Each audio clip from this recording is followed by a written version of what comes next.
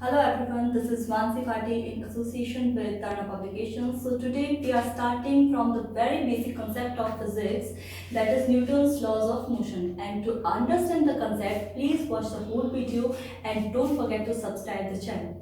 So let us start our topic, that is Newton's laws of motion, Newton के गति के नियम. Newton in the year 1687, Sir Isaac Newton gave three laws of motion. First law, that is law of inertia, जिसे हम जड़त्व का नियम भी बोलते हैं. Newton second law and the third one is Newton third law, जिसे एक्शन रिएक्शन लॉ या क्रिया प्रतिक्रिया का नियम भी बोलते हैं. So to understand the law of inertia, we should know that what is meant by the term inertia. जड़त्व किसे कहते हैं, ये चीज हमें समझना बहुत जरूरी है. It is the tendency of object to oppose the change in its state.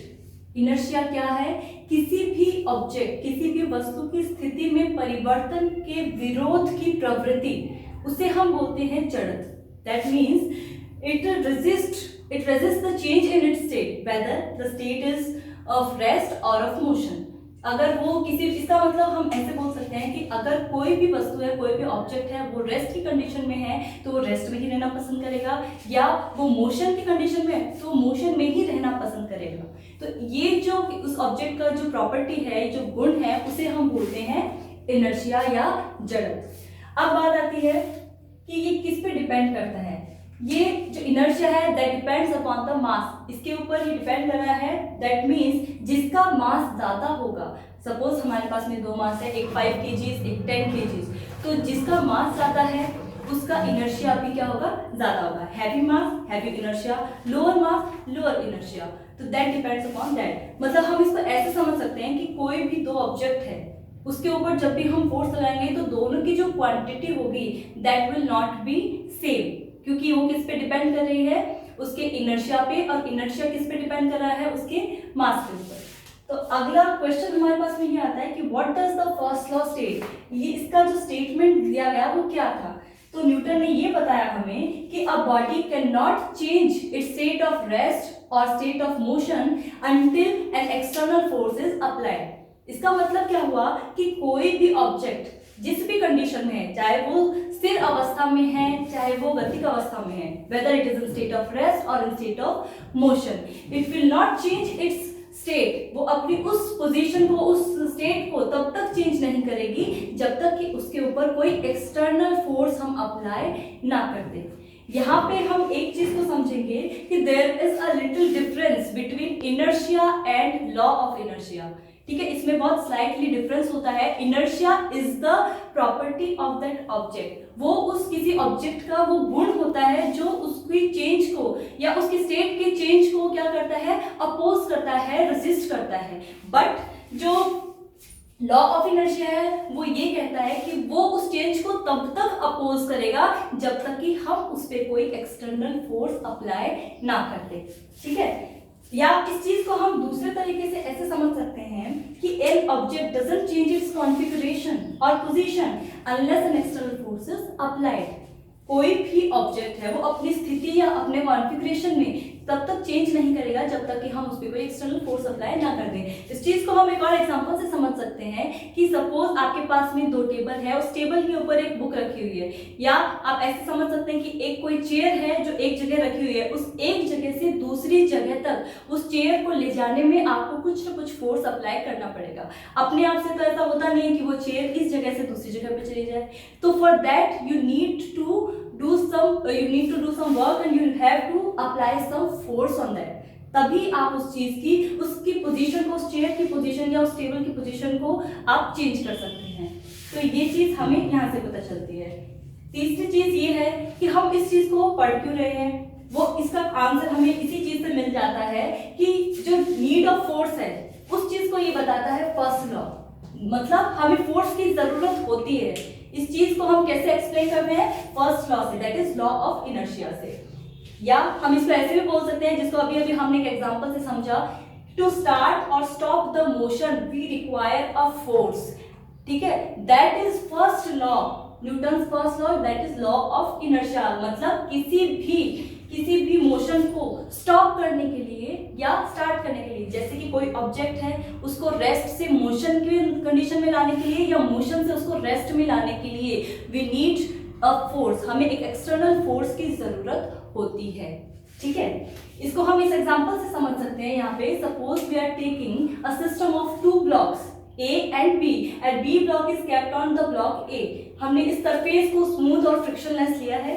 ठीक है, और आप इस चीज को ऐसे इमेजिन कर सकते हैं, because physics is all about imagination. तो आपको इस एग्जांपल को थोड़ा इमेजिन करते रहिए कि हमें किस तरीके से हम इसको समझें। आपने ये जो दोनों इनिशियली दोनों जो ब्लॉक्स थे वो रेस्ट की कंडीशन में थे। ठीक है, आपने जो नीचे ये जो ब्लॉक ए है इस पे आपने एक फोर्स F अप्लाई किया। ठीक है, आप इनको कोई दो बॉक्स समझ सकते हैं, सिंपल। ये एक बॉक्स है, जमीन पे आपने दो बॉक्स रखे हुए हैं A और B, ए के ऊपर आपने B रख दिया, तो आप नीचे वाले ब्लॉक के ऊपर आप एक फोर्स अप्लाई कर रहे हैं। तो दोनों जब रेस्ट की कंडीशन में हैं तो इनर्शिया तो ये बोलता है कि वो रेस्ट में ही रहना पसंद करेंगे।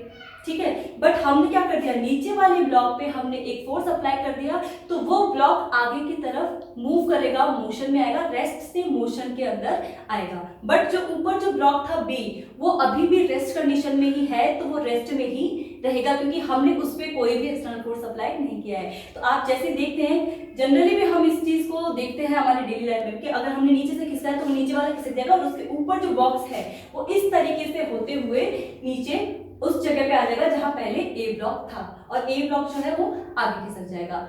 इसका बहुत सारे एग्जांपल्स हम अपनी डेली लाइफ में देखते हैं, या बहुत सारे ऐसे ट्रिक्स होती है जो मैजिशियंस वगैरह भी यूज करते हैं। जैसे इसका एग्जांपल को हम ऐसे समझ सकते हैं कि ग्लास होता है, सपोज आपने ग्लास लिया, उसके ऊपर एक कार्डबोर्ड आपने रखा और उसके ऊपर एक कॉइन आपने रख दिया।